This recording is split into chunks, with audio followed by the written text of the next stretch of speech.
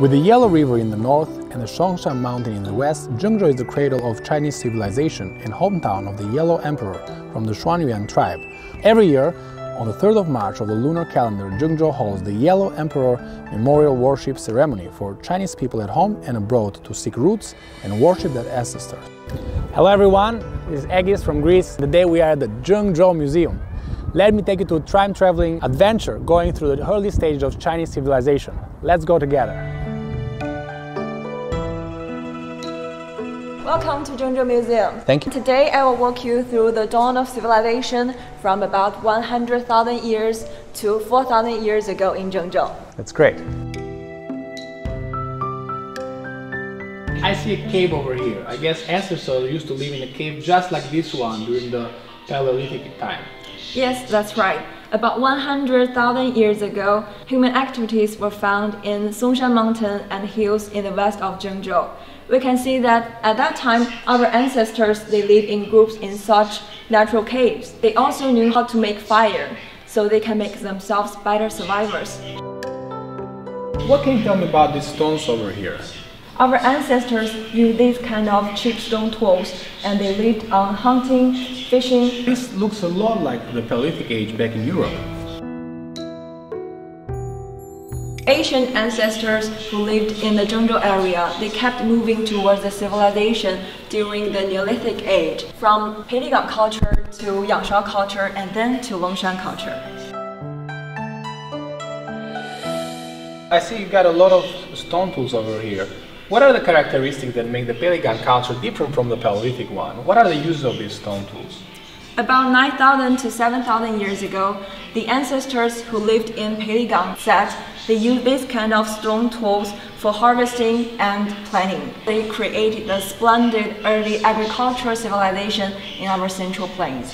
I see over here they have improved their living conditions. They settled down and they live in these half-crypt houses. What is different about these houses now? This kind of house is cool in the summer and warm in the winter. It also created a similar situation just like our old ancestors who lived in the caves. So it can provide them some kind of security, just like the caves. It's indeed very interesting. It's the first time I see such kind of housing.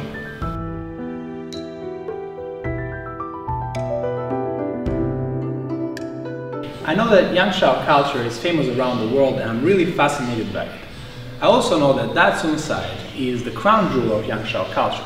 Indeed, over here we see some illustrations of their housing architecture, which was the basis of the architecture for the Central Plains. Their housing looks just as similar as the housings where we live today. Yes, indeed.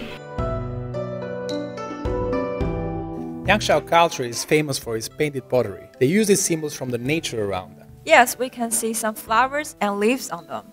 And this is indeed very interesting. I can see some patterns of the moon, the sun, and maybe a meteor.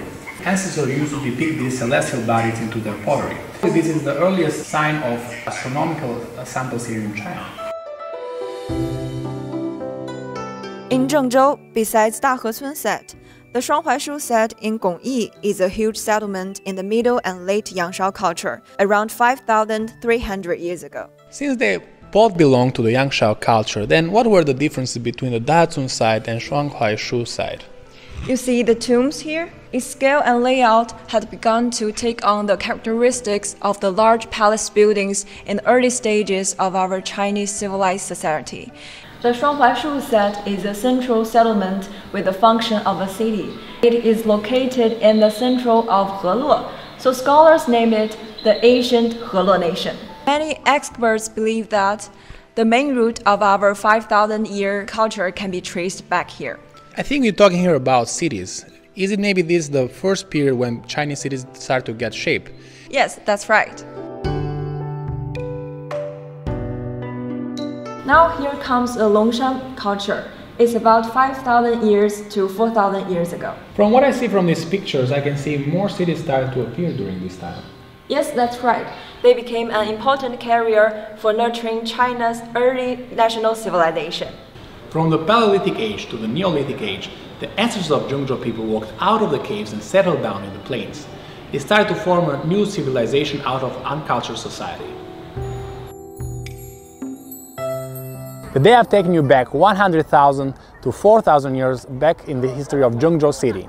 In the next episode, when foreigners meet Zhengzhou culture, we'll talk about the Xia and Shang dynasties and take you back 4,000 to 3,000 years ago.